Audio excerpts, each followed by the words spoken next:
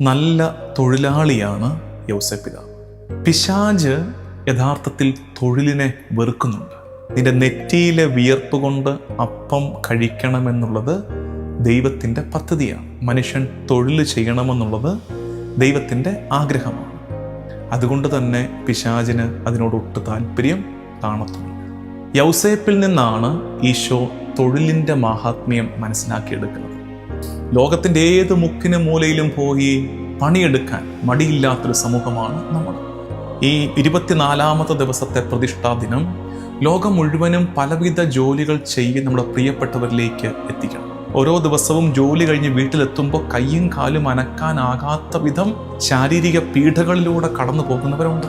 ചിലർക്കത് mental സ്ട്രെസ്സാണ്, exhausted ആയി പോവുക, ജീവിതത്തോട് തന്നെ വെറുപ്പ് ജോലി ഇടങ്ങൾ കാരണം ഉണ്ടാകുന്ന മനുഷ്യരുണ്ട്. ഇതൊക്കെ ഈശോയ്ക്ക് അറിയാം. കാരണം ജോലി ചെയ്യുന്നൊരപ്പനെ കണ്ടാണ് ഈശോ വളർന്നത്. നമ്മൾ പാടി പ്രാർത്ഥിക്കാറില്ലേ, അധ്വാന ഭാരത്താൽ വലയുന്നോരെ, ആശ്വാസമില്ലാതെ അലയുന്നോരെ, നിന്നെ രക്ഷിപ്പാൻ അവൻ കരങ്ങൾ എന്നെന്നും മതിയായവ.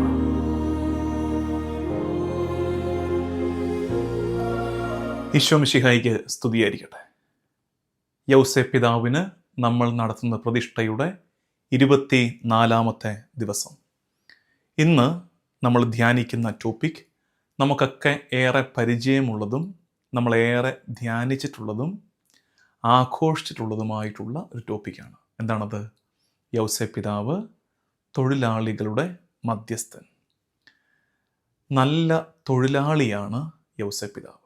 അതുകൊണ്ട് തന്നെ നമ്മുടെ തൊഴിലിടങ്ങളെ, നമ്മുടെ തൊഴിലിനെ വിശുദ്ധീകരിക്കാൻ, ദൈവത്തിന് ഹിതകരമാകുന്ന രീതിയിലേക്ക് ആക്കാൻ യൗസേപ്പ് പിതാവിന് കഴിയും. പിശാച് യഥാർത്ഥത്തിൽ തൊഴിലിനെ വെറുക്കുന്നുണ്ട്. എന്താ കാര്യം? ദൈവത്തിന് ഇഷ്ടമുള്ളതൊക്കെ, ദൈവത്തിൻ്റെ പദ്ധതിയിലുള്ളതൊക്കെ പിശാചിന് അപ്രീതിയുള്ള വിഷയമാണ്. നിന്റെ നെറ്റിയിലെ വിയർപ്പ് കൊണ്ട് അപ്പം കഴിക്കണമെന്നുള്ളത് ദൈവത്തിൻ്റെ പദ്ധതിയാണ്. മനുഷ്യൻ തൊഴിൽ ചെയ്യണമെന്നുള്ളത് ദൈവത്തിൻ്റെ ആഗ്രഹമാണ്. അതുകൊണ്ട് തന്നെ പിശാചിന് അതിനോട് ഒട്ടും താല്പര്യം കാണത്തുമില്ല. അതുകൊണ്ട് തന്നെ എന്ത് ചെയ്യുന്നറിയാമോ? ഈ തൊഴിലിടങ്ങളെ പിശാച് കഷ്ടതയുടെ, മടുപ്പിൻ്റെ ഇടങ്ങളാക്കി മാറ്റും.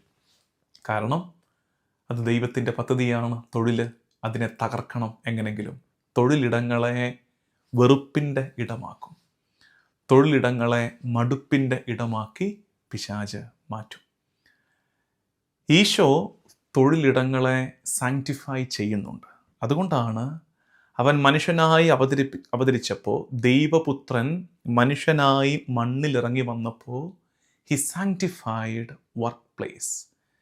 തൊഴിലിനെയും തൊഴിലിടങ്ങളെയും കർത്താവ് വിശുദ്ധീകരിക്കുന്നുണ്ട്. യൗസേപ്പിൽ നിന്നാണ് ഈശോ തൊഴിലിൻ്റെ മാഹാത്മ്യം മനസ്സിലാക്കിയെടുക്കുന്നത്. യൗസേപ്പ് ഈശോ കണ്ടു വളർന്ന മുഖമാണ്. യൗസേപ്പിൻ്റെ തൊഴിലും അധ്വാനവും ഈശോ കണ്ടിട്ടുണ്ട്. ഈശോ തന്നെയും യൗസേപ്പ് പിതാവിനെ കാർപ്പൻ്ററിയിൽ, മരപ്പണിയിൽ സഹായിച്ചിട്ടുണ്ട്. തൊഴിലിൻ്റെ മാഹാത്മ്യത്തെക്കുറിച്ച് യൗസേപ്പിൽ നിന്ന് ഈശോ പഠിക്കുന്നുണ്ട്. ഈശോ കണ്ടതാണ് എങ്ങനെയാണ് ഈ തൊഴിൽ വ്യക്തിക്കും കുടുംബത്തിനും സമൂഹത്തിനും ബെനഫിഷ്യലാക്കി മാറ്റാൻ പറ്റുന്നതെന്ന്. യൗസേപ്പ് അത് ചെയ്തു. അതുകൊണ്ട് യൗസേപ്പിനോട് ചേർന്ന് നിൽക്കുമ്പോൾ തൊഴിലിൻ്റെ മാഹാത്മ്യം എങ്ങനെ ഈശോ അഭ്യസിച്ചോ അതുപോലെ നമുക്കും തൊഴിലിൻ്റെ, നമ്മൾ ചെയ്യുന്ന ജോലിയുടെ മഹത്വം അറിയാനും അതിനോട് ഇഷ്ടമുണ്ടാകാനും യൗസേപ്പ് പിതാവ് നമ്മളെ സഹായിക്കും. നമുക്കറിയാം, ഇത് കേൾക്കുന്ന ലോകത്തിൻ്റെ പല ഭാഗത്ത്, നമ്മൾ മലയാളികളാണ്, ഒരു സ്ഥലത്ത് മാത്രമായിട്ട് വർക്ക് ചെയ്യുന്നവരല്ല. ലോകത്തിൻ്റെ ഏത് മുക്കിനും മൂലയിലും പോയി പണിയെടുക്കാൻ മടിയില്ലാത്തൊരു സമൂഹമാണ് നമ്മൾ. അതുകൊണ്ട് എന്താ, ലോകത്ത് എവിടെ ചെന്നാലും നമ്മളൊരു മലയാളിയെ പരിചയപ്പെടും, അയാൾ അവിടെ ഒരു ജോലി ചെയ്യുന്നുണ്ടാകും. ഇന്നത്തെ ഈ എപ്പിസോഡ്, ഈ 24-ാമത്തെ ദിവസത്തെ പ്രതിഷ്ഠാ ദിനം ലോകം മുഴുവനും പലവിധ ജോലികൾ ചെയ്ത് നമ്മുടെ പ്രിയപ്പെട്ടവരിലേക്ക് എത്തിക്കണം. അവർക്കൊക്കെ അറിയാം, ജോലി ചെയ്യുന്നവർക്കൊക്കെ അറിയാം, ജോലി ഇസ് ടയർസം. ഏത് പണിയാണ് ഇവിടെ എളുപ്പമുള്ളത്? ഏത് ജോലിയാണ് വെറുതെ ഇരുന്ന് കാശ് കിട്ടുന്നത്? എല്ലായിടത്തും എല്ലാ ജോലിക്കും അതിൻ്റേതായ കഷ്ടപ്പാടുകളുണ്ട്, ക്ലേശങ്ങളുണ്ട്. ചിലർ ശാരീരികമായി തകരുകയാണെങ്കിൽ ഓരോ ദിവസവും ജോലി കഴിഞ്ഞ് വീട്ടിലെത്തുമ്പോൾ കയ്യും കാലും അനക്കാനാകാത്ത വിധം ശാരീരിക പീഡകളിലൂടെ കടന്നു പോകുന്നവരുണ്ട്. ചിലർക്കത് മെൻ്റൽ സ്ട്രെസ്സാണ്, എക്സോസ്റ്റഡ് ആയി പോവുകയാണ്. ജീവിതത്തോട് തന്നെ വെറുപ്പ് ജോലി ഇടങ്ങൾ കാരണം ഉണ്ടാകുന്ന മനുഷ്യരുണ്ട്. ഇതൊക്കെ ഈശോയ്ക്ക് അറിയാം. കാരണം ജോലി ചെയ്യുന്നൊരപ്പനെ കണ്ടാണ് ഈശോ വളർന്നത്. അതുകൊണ്ടാണ് ഈ കഷ്ടപ്പാടെല്ലാം മനസ്സിലാക്കിയ ഈശോയാണ് മത്തായി സുവിശേഷം 11-ാം അധ്യായം 28 മുതൽ 30 വരെയുള്ള വാക്യങ്ങളിൽ പറയുന്നത്, അധ്വാനിക്കുന്നവരും ഭാരം വഹിക്കുന്നവരുമായ നിങ്ങളെല്ലാവരും എൻ്റെ പക്കലേക്ക് വരുവിൻ, ഞാൻ നിങ്ങളെ ആശ്വസിപ്പിക്കാം. നമ്മൾ പാടി പ്രാർത്ഥിക്കാറില്ലേ, അധ്വാന ഭാരത്താൽ വലയുന്നോരെ, ആശ്വാസമില്ലാതെ അലയുന്നോരെ, നിന്നെ രക്ഷിപ്പാൻ അവൻ കരങ്ങൾ എന്നെന്നും മതിയായവ. അവൻ്റെ 3 വർഷത്തെ പരസ്യജീവിതത്തിന് മുമ്പ് 18 വർഷമെങ്കിലും, കുറഞ്ഞത് 12-ാം വയസ്സിൽ മുതൽ 30-ാം വയസ്സ് വരെ അവൻ രഹസ്യ ജീവിതമെന്ന് പരിഗണിക്കാവുന്ന ആ കാലത്ത് മുഴുവൻ ഈശോ അധ്വാനിച്ചു. തൊഴിലിനെ തന്നെ കർത്താവ് വിശുദ്ധീകരിച്ചു. കാരണം കർത്താവിനറിയാം തൊഴിൽ ദൈവിക പദ്ധതിയാണ്. തൊഴിലിടങ്ങളെ കർത്താവ് വിശുദ്ധീകരിക്കുന്നു. ഇത് പറയുമ്പോഴും, തൊഴിലിൻ്റെ മഹാത്മ്യത്തെക്കുറിച്ച് പറയുമ്പോഴും നമ്മൾ വളരെ ശ്രദ്ധയോടെ മനസ്സിലാക്കേണ്ട ഒരു വാക്ക് പറയട്ടെ, don't be workaholic. Don't be workaholic. ഇന്ന് ഒത്തിരി പേരങ്ങനെയുണ്ട്. ആദ്യ കാഴ്ചയിൽ നമുക്ക് തോന്നും വളരെ നല്ല കാര്യമാണ് ഇവർ ചെയ്യുന്നതെന്ന്. എന്ത്? അങ്ങോട്ടും ഇങ്ങോട്ടും നോക്കാതെ, മറ്റൊന്നിനെക്കുറിച്ചും ശ്രദ്ധിക്കാതെ, ഫുള്ളി ഫോക്കസ്ഡ് ഓൺ വർക്ക്. അങ്ങനെയൊന്നും കർത്താവ് ഉദ്ദേശിക്കുന്നില്ല കേട്ടോ. വല്ലാണ്ട് ജോലി തലയ്ക്ക് പിടിച്ചവർ, ബിസിനസ് തലയ്ക്ക് പിടിച്ചവർ ഓർക്കണം, you are becoming workaholic. Workaholic ആകുന്നത് കർത്താവിൻ്റെ പദ്ധതിയിലില്ല. അത് ദൈവനിഷേധം കൂടിയാണ്. കാരണം എന്താ? യൗസേപ്പിൻ്റെ ശൈലി അതല്ല. യൗസേപ്പ് ഈശോയ്ക്ക് സമയം കൊടുത്തു, മാതാവിന് സമയം കൊടുത്തു, ദൈവത്തിന് സമയം കൊടുത്തു. അതല്ലേ ഈ തിരക്കിനിടയ്ക്കും പാവം കൊച്ചിനെയും കൊണ്ട് ദേവാലയത്തിലൊക്കെ പോകുന്നത്. അതുകൊണ്ട് നിങ്ങൾ ഏത് ജോലി ചെയ്യുമ്പോഴും, ഏത് കച്ചവടത്തിൽ ഏർപ്പെടുമ്പോഴും, make sure that you have time for your God. നിന്റെ ദൈവത്തിന് കൊടുക്കാൻ നിനക്ക് സമയമുണ്ടെന്ന് ഉറപ്പുവരുത്തണേ. നിന്റെ ഭാര്യയ്ക്ക്, ഭർത്താവിന്, നിന്റെ മക്കൾക്ക് കൊടുക്കാൻ ക്വാളിറ്റി ടൈം ഉണ്ടെന്ന് ഉറപ്പുവരുത്തണം. അത് കൊടുക്കാതെ, ആ സമയം കൊടുക്കാതെ മുഴുവൻ സമയവും ജോലിക്കാരായി നിങ്ങൾ മാറുമ്പോൾ you are becoming workaholic and that's against the plan of God. അത് ദൈവത്തിൻ്റെ പദ്ധതിക്ക് എതിരാണെന്ന് മനസ്സിലാക്കണേ. എല്ലാവർക്കും അർഹമായത് കൊടുക്ക്. അപ്പോഴല്ലേ നീതി നടപ്പിലാകുന്നത്. ജോലിക്ക് ജോലി, ദൈവത്തിന് സമയം, പ്രിയപ്പെട്ടവർക്ക് സമയം.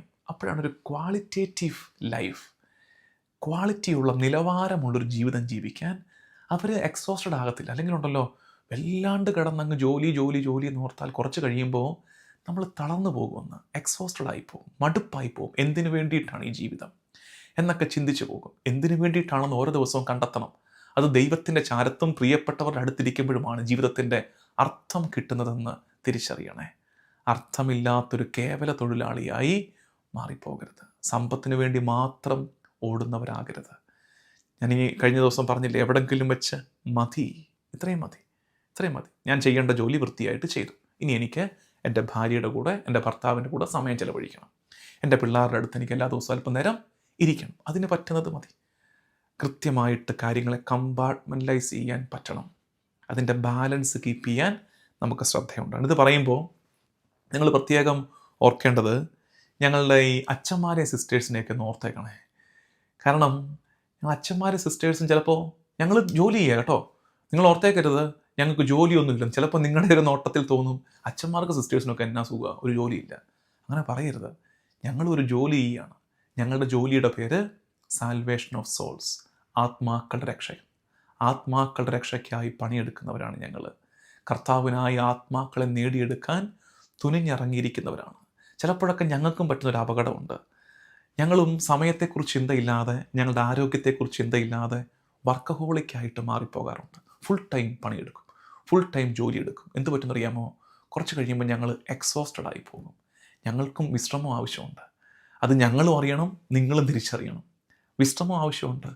ഞങ്ങൾക്കൊരു ലെഷർ ടൈം ആവശ്യമുണ്ട്. ഇടയ്ക്കൊന്ന് കാട് കയറാൻ പോകണം, ഇടയ്ക്കൊന്ന് ഈ മല കയറാൻ പോകണം, മല കാണാൻ പോകണം, ഇടയ്ക്കൊന്ന് ബീച്ചിൽ പോയിരിക്കണം, ഇടയ്ക്കൊന്ന് ബ്രേക്ക് എടുക്കണം. എല്ലാത്തിൽ നിന്ന് വിശ്രമം ആവശ്യമുണ്ട്. വിശ്രമം ജോലിയുടെ ക്വാളിറ്റിയെ കൂട്ടും.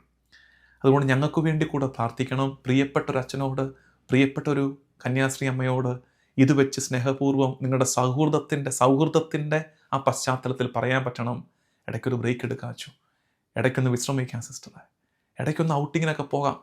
സ്നേഹപൂർവ്വം അവരെ ചേർത്ത് പിടിക്കാൻ നിങ്ങൾക്ക് പറ്റുമെങ്കിൽ നിങ്ങളുടെ കൂടെ ഒരു ക്വാളിറ്റി ടൈമിന് അവരെ ഇൻവൈറ്റ് ചെയ്യണം.